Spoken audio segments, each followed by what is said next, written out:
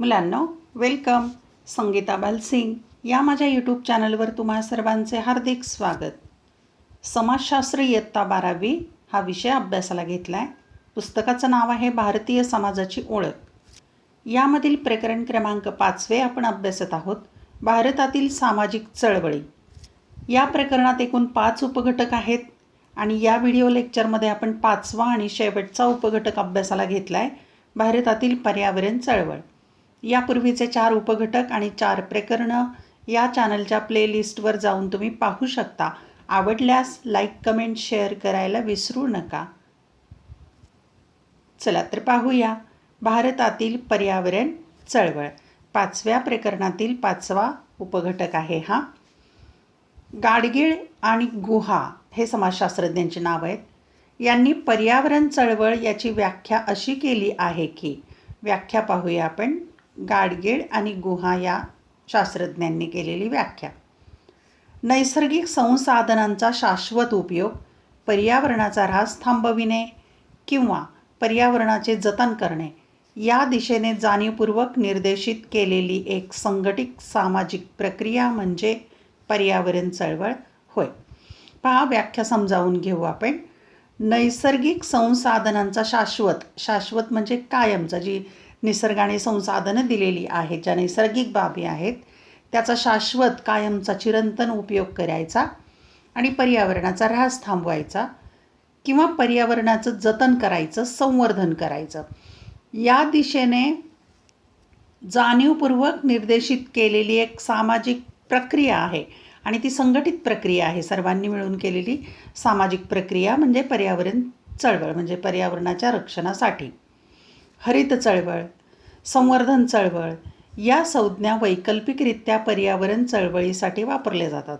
म्हणजे पर्यावरण चळवळीला हरित चळवळ असंही म्हणतात, संवर्धन चळवळ असंही म्हणतात. या दोन्ही संज्ञासुद्धा वापरल्या जातात.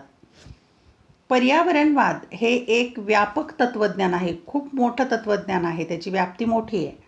हे तत्त्वज्ञान आपल्या सभोवतालच्या परिसराच्या संवर्धन आणि विकासाला केंद्रीभूत मानून पर्यावरण आणि संस्कृतीच्या सुधारणेसाठी कळकळीचे प्रयत्न करते. आपल्या सभोवतालचा परिसर जो आहे त्याचं संवर्धन झालं पाहिजे, विकास झालं पाहिजे, हा केंद्रबिंदू आहे. आणि म्हणूनच पर्यावरणाच्या आणि या मानवी संस्कृतीच्या सुधारणेसाठी ही चळवळ प्रयत्न करते. आधुनिकीकरण आणि औद्योगिकीकरणाच्या अपरिहार्य परिणामांमुळे मानवी जीवनासमोर अनेक प्रत्यक्ष आणि अप्रत्यक्ष आव्हाने आहेत. पहा, आजच्या काळामध्ये आधुनिकीकरण आणि औद्योगिकीकरण या दोन्ही कारणाने पर्यावरणावर जे अनेक प्रत्यक्ष अप्रत्यक्षरित्या परिणाम झालेले आहेत आणि ते दूर करणं, की जे मानवाला हानिकारक आहे, सजीव सृष्टीला हानिकारक आहेत, ते दूर करणं हे मानवासमोर आव्हान, चॅलेंज आहे. जीवनशैलीतील लोकसंख्याशास्त्रीय, सामाजिक आणि सांस्कृतिक अनियमित विसंगती पर्यावरणीय संतुलनाला घातक ठरते. मानवाची जीवनशैली असेल किंवा लोकसंख्या वाढलेली आहे किंवा सामाजिक आणि सांस्कृतिक अनियमित विसंगती या कारणाने पर्यावरणाला त्रास होतो, पर्यावरणाचा ऱ्हास होतो आणि हे संतुलन बिघडतं. ते दूर करण्यासाठी ही चळवळ निर्माण झालेली आहे. आता आपण काही टप्पे पाहूया. त्यातला पहिला टप्पा आहे भारतातील पर्यावरण चळवळीचा उदय, म्हणजे सुरुवात केव्हा झाली ते पाहूया. आधुनिक पर्यावरणवादाची सुरुवात 1960च्या दशकात झाली. म्हणजे भारतामध्ये 1960च्या दशकात सुरुवात झाली पर्यावरण चळवळीसाठी. पर्यावरणाच्या ऱ्हासाविषयी वाढती जागरूकता आणि जनजागृतीमुळे बरेचसे उपक्रम, कार्यक्रम आयोजित केले गेले. म्हणजे पर्यावरण वाचविण्यासाठी काही उपक्रम आणि कार्यक्रम आयोजित केले आणि माहिती प्रकाशित झाली, म्हणजे लोकांच्यामध्ये जागरूकता निर्माण करायचा प्रयत्न झाला. अमेरिकेचे अध्यक्ष रिचर्ड निक्सन यांनी 1970मध्ये अमेरिकन पर्यावरणविषयक धोरण कायदा साक्षांकित केला. म्हणजे सुरुवात कुठून झालेली आहे पहा, अमेरिकेने सर्वात प्रथम केलेलं आहे. अध्यक्ष होते रिचर्ड निक्सन. यांनी पर्यावरण संरक्षणाच्या विषयक किंवा पर्यावरणाच्या विषयक धोरण कायदा केला, साक्षांकित केला, म्हणजे सही केली त्या कायद्यावर 1970मध्ये अमेरिकेत अध्यक्ष रिचर्ड निक्सन यांनी. तेव्हापासून 22 एप्रिल हा दिवस संपूर्ण जगात वसुंधरा दिन म्हणून साजरा केला जातो. वसुंधरा म्हणजे पृथ्वी, पृथ्वी वाचवायची. 22 एप्रिल हा वसुंधरा दिन म्हणून साजरा केला जातो. 1972मध्ये स्टॉकहोम येथे संयुक्त राष्ट्रांच्या वतीने मानव पर्यावरणाविषयी परिषद आयोजित केली गेली. त्यानंतर 1972मध्ये स्टॉकहोम हे पण अमेरिकेतलं शहर आहे, इथे संयुक्त राष्ट्राच्या वतीने युनोच्या वतीने एक परिषद आयोजित केली पर्यावरण संरक्षणाविषयी. या परिषदेमुळे पर्यावरणीय समस्यांबद्दल अनेकांच्या मनात स्वारस्य निर्माण झाले आणि या परिषदेमुळे काय झालं तर लोकांना पर्यावरणाच्या समस्या कोणत्या आहेत त्या माहिती झाल्या, त्याचा परिणाम काय होतो याबद्दल विचार करू लागलेले आहेत, लोकांना आवड निर्माण झाली. 1980च्या दशकाच्या सुरुवातीत जर्मनी आणि उत्तर अमेरिकेच्या हरित चळवळीने वसुंधरेचे संरक्षण, जतन आणि संवर्धनाचे महत्त्व याबद्दल जनजागृती करण्यात महत्त्वपूर्ण भूमिका बजावली. आता 1980चं उदाहरण आहे पहा, आणि देशाची नावं आहेत जर्मनी आणि उत्तर अमेरिका. या देशांच्यामध्ये हरित चळवळी सुरू झालेली आहे आणि त्यातून काय महत्त्व सांगितलं तर वसुंधरेचं संरक्षण, पृथ्वीचं रक्षण, जतन, तिचं सांभाळ करणं आणि संवर्धन की तिचं सुरक्षा वाढवली पाहिजे याबाबत जनजागृती करण्यात आली. त्यामुळे पर्यावरण चळवळ जगाच्या इतर भागातही पसरली. बहुतेक विकसनशील देशांप्रमाणेच इतर जसे विकसनशील देश आहेत त्याप्रमाणे भारतीय समाजातही संसाधनाबाबत असंवेदनशील व अनियंत्रित शोषणाची वृत्ती दिसून येते. म्हणजे नैसर्गिक संसाधनाचा अनिर्बंध वापर भारत आणि अशा विकसनशील देशामध्ये होतो, त्यावर नियंत्रण नसतं, शोषणाची वृत्ती असते. भारतातील पर्यावरण चळवळ पुढील कारणांमुळे इतर सामाजिक चळवळींपेक्षा आपल्या अभिमुखता आणि उद्दिष्टांमध्ये वैशिष्ट्यपूर्ण असल्याचे म्हटले जाऊ शकते. आता भारतातील चळवळ जी आहे ती विशेष का आहे की त्यामध्ये काय वैशिष्ट्य आहे, कोणती कारणं आहेत त्याचे आपण पाहूया. मुद्दे आहेत काही. इतर चळवळींचे लक्ष विशिष्ट वा मर्यादित स्वरूपाचे असते. म्हणजे इतर ज्या काही सामाजिक चळवळी असतात त्याचं लक्ष एक विशिष्ट प्रकारचं असतं. तथापि संपूर्ण मानवतेचे कल्याण हेच पर्यावरण चळवळीचे लक्ष आहे. कारण संपूर्ण मानवजातीचं कल्याण हे टार्गेट किंवा हे उद्दिष्ट आहे पर्यावरण चळवळ. देश कोणताही असो पण पर्यावरणाचं रक्षण झालं पाहिजे, वसुंधरेचं रक्षण झालं पाहिजे. या चळवळीचे उद्दिष्ट व्यापक व सर्वसमावेशक आहे. मोठं उद्दिष्ट आहे हे, व्यापक आणि सर्वांना सामावून घेणारं. आदिवासी, शेतकरी आणि स्त्रिया अशा वेगवेगळ्या कारणांसाठी दुर्लक्षित गटांना पर्यावरण चळवळीने आपल्या कक्षेत सामावून घेतले. म्हणजे या पर्यावरण वाचवा या चळवळीमध्ये किंवा या कामामध्ये आदिवासी समाविष्ट आहेत, शेतकरी आहेत आणि स्त्रिया या सर्वांना समाविष्ट करून घेतलेलं आहे. अतिशय दुर्लक्षित असे गटही या कामी सक्रिय आहेत.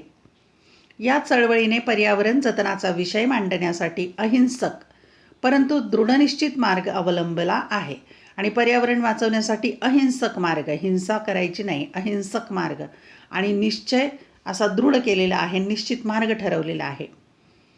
पर्यावरणविषयक धोरणे तयार करताना आणि कायदे अंमलात आणताना सामूहिक हिताचा आधार घेण्यास सरकारला या चळवळीने भाग पाडले. म्हणजे सरकारला पर्यावरणविषयक धोरण आखायचं असेल तर किंवा कायदे तयार करायचे असतील तर सर्वांच्या हिताच्या, संपूर्ण मानवजातीच्या हिताचा विचार सरकारला करावा लागतो. 2. कारणांचा उहापोह म्हणजे विचार करणं. पर्यावरणीय समतोलाला निर्माण झालेल्या धोक्याची प्रतिक्रिया म्हणून पर्यावरण चळवळ उदयाला आली. पर्यावरण असमतोल झालेला आहे आणि ही धोक्याची प्रक्रिया आहे मानवजातीला, म्हणून पर्यावरण चळवळ निर्माण झाली. याची कारणे परस्पर संबंधित व अपरिहार्य आहेत आणि ही सर्व जी कारणं आहेत ती एकमेकांवर अवलंबून आहेत, परस्पर संबंधित आहेत आणि अपरिहार्य म्हणजे टाळता न येणारी आहेत. आता कोणकोणते टाळता येऊ शकत नाहीत कारणं तर औद्योगिकीकरण, शहरीकरण आणि तंत्रज्ञानाचा अत्याधिक वापर. यामुळे वेगाने होणारा पर्यावरण ऱ्हास हे चिंतेचे प्रमुख कारण आहे. मुख्य कारण काय आहे तर औद्योगिकीकरणामुळे पर्यावरणाचा ऱ्हास होतो, शहरीकरणामुळे होतो आणि तंत्रज्ञानाचा अधिक वापर केला की पर्यावरणाचा ऱ्हास होतो. आणि हे अपरिहार्य आहे, हे टाळता न येणार आहे, पण तरीही पर्यावरणाचं संरक्षण करण्याचा प्रयत्न केले जातात. खरं तर मानवजातीची हीच चिंता आहे, पर्यावरणाचा ऱ्हास. लोकसंख्येच्या वेगवान वाढीमुळे भारतातच नव्हे तर सर्वत्रच नैसर्गिक स्रोतांचा अनिर्बंध वापर होत आहे. लोकसंख्येच्या गरजा पूर्ण करण्यासाठी नैसर्गिक साधनसंपत्ती वापरली जाते. जमीन, पाणी आणि जैवविविधतेशी संबंधित प्रमुख समस्या समाजाच्या पर्यावरणीय संतुलनावर विपरीत परिणाम करत आहेत. आणि पर्यावरणाचा समतोल आहे तो जमीन, पाणी आणि जैवविविधता याच्याशी संबंधित आहेत. आणि इथेच प्रमुख समस्या निर्माण झालेल्या आहेत आणि समाजाचं संतुलन बिघडतं आहे, पर्यावरणाचं संतुलन बिघडतं आहे. जंगलतोड, वायू प्रदूषण, सागरी आणि किनारी प्रश्न, मृदा प्रदूषण यासारख्या समस्या ही पर्यावरणीय असमतोलाचे दृश्य परिणाम आहेत. म्हणजे पर्यावरणीय असमतोल झाला आहे, ह्या कुठे कुठे दिसतो, दृश्य परिणाम कुठे कुठे दिसतात. तर वायू प्रदूषण असेल किंवा जंगलतोड, घरं बांधण्यासाठी जंगलतोड केली जाते किंवा लाकडाचा वापर अनेक कारणासाठी होतो तेव्हा जंगलतोड केली जाते. नंतर सागराचंही प्रदूषण, किनारी भागातही प्रदूषण, नंतर मृदा किंवा मातीचंही प्रदूषण या समस्या दिसत आहेत आणि त्याचे वाईट परिणाम मानवी जीवनावरही होत आहेत. या क्षेत्रातील अभ्यासकांचे मत असे आहे की भारतीय पर्यावरण चळवळ ही विविध वैचारिक भूमिकांमधील वादाची परिणती आहे. आता पर्यावरणविषयक अनेक मतमतांतरं आहेत, वैचारिक भूमिका आहेत, त्यामध्ये वादविवादही होतात. मनुष्य आणि निसर्गाच्या दरम्यानच्या परस्पर क्रिया ही या चळवळीची मध्यवर्ती संकल्पना आहे. मग या पर्यावरणवादी चळवळ जी आहे त्याची मध्यवर्ती संकल्पना काय आहे, तर मानव आणि निसर्ग याच्या दरम्यान परस्पर क्रिया आहे, त्याचा अभ्यास केला जातो, विचार केला जातो. गांधीजींची ग्रामस्वराज्य ही संकल्पना विवेकवाद आणि स्वयंपूर्णता या इथल्या गांधीजींनी ग्रामस्वराज्य किंवा ग्रामीण भागाकडे चला, खेड्याकडे चला ही संकल्पना मांडली. गाव स्वयंपूर्ण झालं पाहिजे ही संकल्पना मांडली. ती कशावर आधारित आहे, तर विवेकवाद आणि स्वयंपूर्णता याशी निगडीत आहे. मातीतील मूळ धारणांशी निगडीत असून आणि याच्याशी निगडीत आहे. आपल्या परिसरातील संसाधनांचा विनियोग करण्याचे उद्दिष्ट त्यामागे आहे आणि आपल्या परिसरामध्ये जी संसाधने आहेत त्याचा अचूक अयोग्य वापर झाला पाहिजे पर्यावरणाशी समतोल ठेवून. याविरुद्ध जहाल मार्क्सवादी तत्त्वज्ञानाच्या प्रतिमानात प्रकर्षाने आधुनिक विज्ञान व तंत्रज्ञानावरची निर्भरता आहे. पण या उलट जहाल मार्क्सवादी तत्त्वज्ञान जे आहे ते आधुनिक विज्ञानावर, तंत्रज्ञानावर भर देतं व पर्यावरणीय ऱ्हास हा सामाजिक विषमतेची परिणती असल्याची दृढ धारणा आहे. म्हणजे ते म्हणतात पर्यावरणीय ऱ्हास का झाला, तर समाजामध्ये विषमता आहे त्यामुळे ऱ्हास झालेला आहे. अशा प्रकारे पर्यावरणीय चळवळीची कारणे केवळ पर्यावरणाशी संबंधित नसून ती आर्थिक व सामाजिकसुद्धा आहेत. म्हणजे पर्यावरणाशी संबंधित नाही, आर्थिक सामाजिक कारणेही या पर्यावरणीय चळवळीच्या पाठीमागे आहेत. 3. भारतातील महत्त्वपूर्ण पर्यावरणीय चळवळी. आता भारतात कोणकोणत्या पर्यावरण रक्षणाच्या चळवळी झाल्या त्या पाहूया. पर्यावरणीय चळवळ ही एकल स्वरूपाची नाही, म्हणजे एकल म्हणजे एकट्याची नाही आहे. ही चळवळ व्यापक आहे, खूप मोठं स्वरूप आहे, व्याप्ती मोठी आहे. यामध्ये पर्यावरणीय आरोग्य, मानवाधिकार, आदिवासींचे हक्क आणि पर्यावरणीय स्त्रीवाद इत्यादी मुद्द्यांचा समावेश आहे. म्हणजे या पर्यावरण चळवळीत या बाबींचा समावेश होतो. चळवळीच्या व्यापक कक्षेमध्ये ही चळवळ म्हणजे स्वतंत्रपणे झालेल्या पण एकमेकांशी संलग्न अशा आंदोलने व बंडखोरीची मालिका म्हणून समजून घेतली पाहिजे. म्हणजे ही इतकी मोठी चळवळ आहे, काही चळवळी स्वतंत्रपणे झालेल्या आहेत पण त्या एकमेकींशी संबंधित आहेतच आणि बंडखोर मालिका म्हणून त्या आपण समजून घेऊया. हर्ष सेठी यांचं नाव लक्षात ठेवा. हर्ष सेठी यांनी पर्यावरणीय चळवळीशी निगडीत 5 प्रमुख प्रकार सादर केले आहेत. म्हणजे पर्यावरण चळवळीशी निगडीत 5 प्रकार आहेत हर्ष सेठी यांनी सांगितलेले. ते पुढील प्रमाणे: जंगल आणि वनसंपदा म्हणजे जंगलाच्या झाडांच्या संदर्भात. नंतर 2 आहेत जमिनीचा वापर. नंतर 3 आहे पाणी व धरण विरोधी, पाण्याच्या संदर्भामध्ये. आणि धरण बांधले की लोक विस्थापित होतात, लोकांच्या जमिनी जातात, तेही वेगळे प्रश्न आणि पर्यावरणाचेही प्रश्न निर्माण होतात. नंतर विविध प्रकारचे प्रदूषण विरोधी, मग ते असेल हवा, पाणी, माती वगैरे. आणि सागरी स्रोतांसाठी संघर्ष, सागराच्या संदर्भात पण किनारी प्रदेशात आणि सागरी प्रदूषण होतं त्याच्या संदर्भात आहेत. म्हणजे हे प्रकार आहेत 1, 2, 3, 4 आणि 5. हे 5 प्रकार केलेले आहेत. पर्यावरणातील काही महत्त्वपूर्ण चळवळी खाली नमूद केल्या आहेत. आता पाहूया आपण पर्यावरणातील काही महत्त्वपूर्ण चळवळी. हे चित्र पहा, हे आहे चिपको चळवळ म्हणतात त्याला, चिपको आंदोलन, की झाड तोडू नये म्हणून हे मोठा वृक्ष आहे, याला या स्त्रियांनी वेढा घातलेला आहे, आम्ही मेलो तरी चालेल, आम्हाला तोडा पण झाड तोडू नका, अशी हे चिपको आंदोलन म्हणतात. झाडाला चिपकून राहिले, ते पकडून राहिले. हे आपण सविस्तर समजावून घेऊया. चिपको आंदोलन ही एक अनोखी चळवळ आहे. चिपको आंदोलनाची सुरुवात अमृता देवी यांनी केली, म्हणजे स्त्रियांनी केलेली आहे. हे आंदोलन सुरुवातीपासून शेवटपर्यंत गांधीवादी अहिंसेच्या तत्वानुसार लढले गेले. त्यांनी हिंसा केली नाही, अहिंसेच्या तत्वावर हे आंदोलन केलं किंवा चळवळ केली. तसेच ते महिलांच्या सक्रिय सहभागासाठी ओळखले जाते, महिलांचा सक्रिय सहभाग. चिपको म्हणजे झाडाला आलिंगन देणे, मिठी मारणे झाडाला. हिमालयीन प्रदेशातील चमोली जिल्ह्यात मार्च 1973 सुंदरलाल बहुगुणा यांच्या नेतृत्वाखाली या चळवळीला सुरुवात झाली आणि या चळवळीचं नेतृत्व करणारे नेते आहेत सुंदरलाल बहुगुणा. सुरुवात कुठे झाली तर हिमालयातील चमोली जिल्हा, आणि काल आहे मार्च 1973. चमोली जिल्ह्याचा बराचसा भाग जंगलाने व्यापलेला आहे. तेथील रहिवाशांचे राहणीमान जंगलाशी निगडीत आहे. मग जंगलावर आधारित त्यांचा व्यवसाय किंवा उदरनिर्वाह चालतो. असं हे चमोली जिल्हा, तिथे चळवळ सुरू झाली. उपजीविकेचे साधन प्रामुख्याने शेती आणि वन उत्पादनांवर आधारित आहे. शेती, जंगलातील अन्न गोळा करणे आणि पशुपालन अर्थव्यवस्थेचे वर्चस्व असल्यामुळे तेथील लोक जंगल उत्पादनावर अवलंबून होते. कारण जंगल भाग आहे, मग शेती आणि वन उत्पादन, पशुपालन, जंगलातून अन्न गोळा करणं, यावरच त्यांचा उदरनिर्वाह चालू होता. तथापि लोकसांख्यिकीय आणि आर्थिक कारणामुळे जंगलाचा असंयुक्तिक वापर होऊन जंगलतोड झाली. पण पहा, घरे बांधण्यासाठी पण जंगलतोड होते आणि इतर अनेक कारणांसाठी जंगलतोड होते. औद्योगिकीकरण आणि विकासाच्या प्रक्रियांमुळे वाहतूक व दळणवळणाच्या साधनांमध्ये सुधारणा झाली. रस्ते बांधताना सुद्धा झाडं तोडावी लागतात, उद्योग उभारतानाही झाडांची तोड करून जमीन रिकामी करावी लागते. म्हणजे वाहतूक दळणवळणाच्या सुविधा, औद्योगिकीकरण, आधुनिक तंत्रज्ञानाचा वापर, यामुळे जंगलतोड सुरू झालेली आहे. विकास कामांमुळे जंगलावरील मूळ रहिवाशांच्या हक्कांवर गदा आली. मग तिथं जे मूळ रहिवासी ते विस्थापित झाले. उपजीविकेचे साधन नष्ट होत असलेले पाहून मूळ रहिवासी संतप्त झाले. मग तिथे जे कायमचे रहिवासी होते मूळ पहिले, त्या साहजिकच त्यांच्या उपजीविकेवर किंवा उदरनिर्वाहावर गदा आली आणि ते संतप्त झाले आणि या चळवळीला सुरुवात झाली.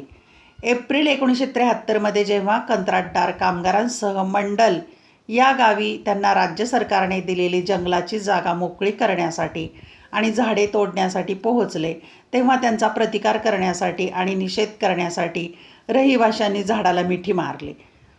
एप्रिल 1973 पहा, घटना आहे. मंडल हे गाव हिमालयातीलच, आणि त्या ठिकाणी कंत्राटदार झाडं तोडण्यासाठी गेले, लोकांनी तिथल्या झाडाला मिठी मारली. हा निषेध इतक्या मोठ्या प्रमाणावर घडला की परिणामी कंत्राटदार व सरकारी अधिकाऱ्यांना माघार घ्यावी लागली. झाड न तोडता ते निघून गेले. या निषेधात गावातील महिलाही सहभागी झाल्या. या घटनेमुळे जंगलतोड विरोधात निषेध करणाऱ्या अशाच प्रकारच्या अनेक गटांचे मनोबल वाढले. मग इतर ठिकाणीही अशा प्रकारेच अनेकांनी आंदोलन केलेलं आहे. पहा, या चित्रामध्ये पर्यावरणवादी सुंदरलाल बहुगुणा आपल्याला दिसत आहेत. पुढचं आंदोलन पाहूया, नर्मदा बचाव आंदोलन. आता मागचं आंदोलन जे आहे ते झाडांच्या संदर्भात होतं, वृक्षांच्या संदर्भात. आता हे पाहूया आपण पाण्याच्या संदर्भात, नर्मदा बचाव आंदोलन. जवाहरलाल नेहरू धरणांना आधुनिक भारताची मंदिरे म्हणून संबोधतात, की आधुनिक भारताची मंदिरं आहेत कोणती? धरणं. कारण त्याच्यामुळे भारताचा विकास खूप वेगाने झाला. स्वातंत्र्योत्तर काळात मोठ्या प्रमाणात अनेक धरणांचे प्रकल्प मंजूर झाले. धरण बांधण्यामागील चांगला हेतू कधीही नाकारला जाऊ शकत नाही. परंतु बहुतांश घटनांमध्ये धरणे बांधण्याचा अपरिहार्य परिणाम म्हणजे विस्थापन होय. धरण बांधायचं म्हणजे त्या भागात राहणाऱ्या लोकांची जमीन जाते, शेतीची, राहण्याची, आणि ते विस्थापित होतात. विस्थापनामुळे आदिवासींचे जीवनमान नष्ट होते, की जे लोक नैसर्गिक जीवन जगतात, आदिवासी असतात, जंगल आणि वृक्षांवर त्यांचं जीवन अवलंबून असतं, त्यांचं जीवनच नष्ट होतं. त्यांचं जीवनमान नष्ट झाल्यामुळे अनेक दुष्टपरिणाम होतात. पहा, हे चित्र आहे मेधा पाटकर या आहेत मेधा पाटकर, आंदोलन करणाऱ्या नर्मदा बचाव आंदोलनाच्या नेत्या, आणि हे निदर्शन करत आहेत. याची अधिक माहिती आपण घेऊया आता. हे आहे सरदार सरोवर. सरदार सरोवराचं चित्र आहे. सरदार सरोवर हे धरणाचं चित्र आहे, नर्मदा नदीवर बांधलेलं. अधिक माहिती घेऊया. नर्मदा ही पश्चिमेकडील सर्वात मोठी नदी आहे. पश्चिमेकडची सर्वात मोठी नदी. या नदी तीरीच्या लगत आदिवासी आणि ग्रामीण लोक राहतात. आता नदीच्या किनारी आदिवासी लोक, ग्रामीण लोक राहतात. नर्मदा नदीवर सरदार सरोवर प्रकल्प उभारल्यास महाराष्ट्र, गुजरात आणि मध्य प्रदेश या 3 राज्यांना फायदा होईल. नर्मदा नदीवर सरदार सरोवर प्रकल्प जर उभारला तर 3 राज्यांना फायदा होतो, महाराष्ट्र, गुजरात आणि मध्य प्रदेश. बहुचर्चित आश्वासक बहुकोटी प्रकल्पांमुळे सरकारला मोठा महसूल मिळेल. सरकारला महसूलही मिळतो. शेजारील वस्ती, खेडी व शहरे यांना या धरणामुळे वीज व पिण्याचे पाणी मिळेल असा समर्थकांचा दावा होता. हे धरण का बांधायचं, तर एवढे फायदे होतील या धरणामुळे मूळ निर्वासितांची उदरनिर्वाहाची व्यवस्था, पण तिथं जे लोक राहतात मूळ, त्यांची व्यवस्था नष्ट होऊन ते विस्थापित होण्याचा धोका निर्माण झाला.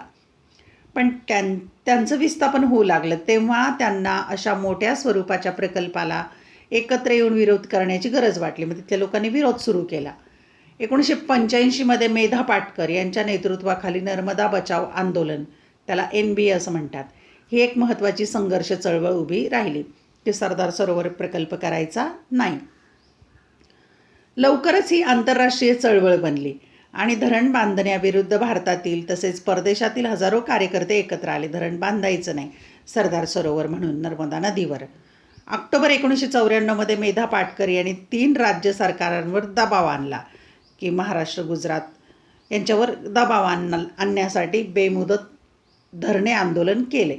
या चळवळीने वीज निर्मितीसाठी पर्यायी पद्धतीचा वापर, तसेच विस्थापितांचे योग्य पुनर्वसन व उदरनिर्वाहासाठी उपलब्ध साधने या मागण्या पुढे केल्या होत्या. आणि त्यांनी मागण्या केल्या, धरण बांधा, पण वीज निर्मितीसाठी वेगळा पर्याय वापरा, विस्थापितांचे योग्य पुनर्वसन करा, त्यांच्या उदरनिर्वाहाची सोय करा. नर्मदा बचाव आंदोलनाद्वारे शाश्वत विकासाचा विषय ऐरणीवर आला आणि त्यामुळे शाश्वत की पर्यावरणाचा ऱ्हास न करता माणसाने विकास केला पाहिजे हा विषय चर्चा होऊ लागली.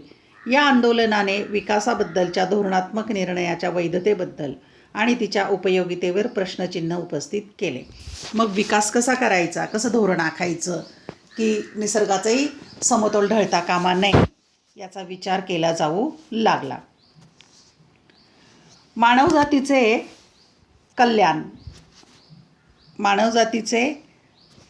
कल्याण सुनिश्चित करण्यासाठी आधुनिकतावादी समाज आपल्या मागण्या आणि आवश्यकतांमध्ये जशा प्रकारे बदल करत आहे त्याला अनुसरून पर्यावरणीय चळवळींना देखील नवे आयाम मिळत आहेत. म्हणजे मानवी कल्याण महत्त्वाचं आहे. मग आधुनिक समाजाच्या ज्या मागण्या आहेत किंवा त्यांच्या ज्या गरजा आहेत त्यातही बदल होत आहे. मग त्याला अनुसरून पर्यावरणाची चळवळ देखील बदलत आहे, नवीन दिशा मिळत आहे. या पाठांतर्गत आपण सामाजिक परिवर्तन आणि सामाजिक चळवळ यातील फरक समजून घेतला. म्हणजे सामाजिक परिवर्तन म्हणजे काय आणि सामाजिक चळवळ म्हणजे काय यातला फरक आपण समजून घेतला आहे सुरुवातीच्या पहिल्या लेक्चरमध्ये. सामाजिक चळवळीमुळे सामाजिक परिवर्तन होते.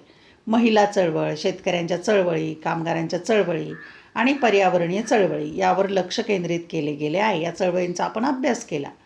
या सर्व चळवळी सध्याच्या काळातही सुसंगत आहेत, अजूनही त्या चालू आहेत. तुम्हाला कृती क्रमांक 5 दिली आहे. तुम्ही ग्रेटा थनबर्ग विषयी ऐकले आहे का? गुगलवर माहिती घ्या यांची. ग्रेटा थनबर्ग, तिच्या आंदोलनाच्या प्रभावाविषयी चर्चा करा. माहिती घ्या, चर्चा करा किंवा लिहून काढा. शिल्पा बल्लाळ यांची लकीर के इस तरफ ही फिल्म पहा. तुम्हाला चित्रपट पाहायला सांगितलं आहे, पहा. लकीर के इस तरफ शिल्पा बल्लाळ यांचा चित्रपट आहे, त्यावर वर्गामध्ये चर्चा करा आणि मित्रांच्यामध्ये तुम्ही चर्चा करू शकता या चित्रपटावर. हा चित्रपट पाहिला तर मला सांगा. लिंक मिळाली या चित्रपटाची तर कमेंट बॉक्समध्ये जरूर लिहा. आता आपण या पाठाचा सारांश पाहूया. पहा, कोणकोणते मुद्दे अभ्यासले आपण यामध्ये. सामाजिक चळवळ म्हणजे एखाद्या बदलाला चालना देण्यासाठी किंवा प्रतिरोध करण्यासाठी मानवाने केलेला प्रयत्न. एखादी गोष्ट असते किंवा एखादा प्रश्न असतो त्यावर विरोध करणं किंवा चालना देणं यासाठी मनुष्य प्रयत्न करतो. सामाजिक चळवळींचे विविध प्रकार आहेत. सुधारणात्मक, क्रांतिकारक, अभिव्यक्तित्मक, सामान्य, वैकल्पिक सामाजिक चळवळी हे सामाजिक चळवळीचे वेगवेगळे प्रकार आहेत. सर्व सामाजिक चळवळींची वैशिष्ट्ये अशी आहेत. आता आपण वैशिष्ट्ये पाहिलेली आहेत, पुन्हा एकदा आढावा घेऊ. त्या सामूहिक स्वरूपाच्या आहेत. त्या नियोजित आणि हेतुपुरस्सर असून विचारप्रणाली आणि उद्दिष्टांसह या सामाजिक चळवळी बदल घडवून आणतात. अर्थात सामाजिक चळवळी बदलाभिमुख असल्या तरी सर्व बदल हे सामाजिक चळवळीमुळेच होतात असे नाही. पुढचा मुद्दा अभ्यासला आपण. सामाजिक चळवळीचे वेगवेगळे प्रकार. स्त्री चळवळ, कामगार चळवळ, शेतकरी चळवळ आणि पर्यावरणीय चळवळ याचा अभ्यास आपण केला. व्हिडिओ लेक्चर चॅनलवर जाऊन पाहू शकता. ब्रिटिश काळात स्त्री चळवळीची सुरुवात स्त्रियांशी निगडीत सामाजिक सुधारणांमुळे झाली. स्वातंत्र्योत्तर काळात स्त्रियांच्या संबंधातील अनेक प्रकारचे प्रश्न आणि सबलीकरणाचे मुद्दे चर्चेत आले. कामगार चळवळी या औद्योगिक समाजातील कामगारांच्या हक्कांवर प्रकाश टाकतात. या चळवळीमध्ये वेगवेगळ्या ट्रेड युनियन आणि विविध नेतृत्व उदयास येते. शेतकऱ्यांची चळवळ ही शेतकऱ्यांशी संबंधित प्रश्नावर जसे की त्यांची उपजीविका, जमिनीवरील हक्क आणि समस्या यावर प्रकाश टाकते. पर्यावरणीय चळवळ ही पर्यावरणाशी संबंधित विविध मुद्द्यांना स्पर्श करते, जसे की जंगलाचे संरक्षण, जलसंपत्ती, हवामान बदलाचे परिणाम आणि जगातील तापमान वाढ, शाश्वत विकासाची संकल्पना आणि यासारख्या गोष्टींवर लक्ष केंद्रित करते. धन्यवाद. व्हिडिओ लेक्चर आवडल्यास चॅनल सबस्क्राईब करा, बेल आयकॉन प्रेस करा म्हणजे नवीन व्हिडिओ पोस्ट केला की तुम्हाला नोटिफिकेशन मिळेल. अभ्यासासाठी शुभेच्छा.